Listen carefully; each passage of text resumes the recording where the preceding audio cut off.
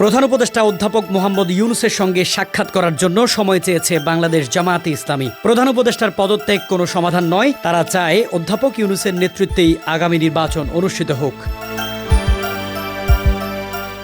এর আগে উদ্ভূত পরিস্থিতিতে সর্বদলীয় রাজনৈতিক বৈঠকের আহ্বান জানিয়েছেন জামায়াতের আমির ডাক্তার শফিকুর রহমান। তার পক্ষ থেকে জামায়াতে ইসলামীর ফেসবুক পেজে দেওয়া এক পোস্টে এই আহ্বান জানানো হয়।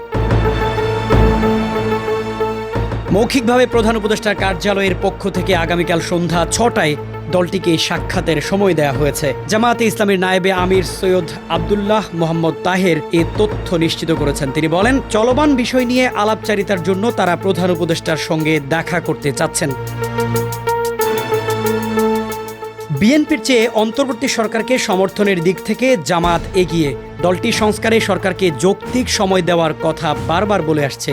ইশরাককে সামনে রেখে বিএনপি যখন আন্দোলনে এছাড়া একের পর এক উপদেষ্টার পদত্যাগের দাবিতে সরব, তখন নীরবতাই পালন করছিল জামায়াতে ইসলামী। দলটি ডক্টর মোহাম্মদ ইউনূসের উপর আস্থা রেখেছে বলে জানিয়েছিল। বর্তমান পরিস্থিতিতে জামায়াত কি পরামর্শ দেবে অন্তর্বর্তী সরকারকে?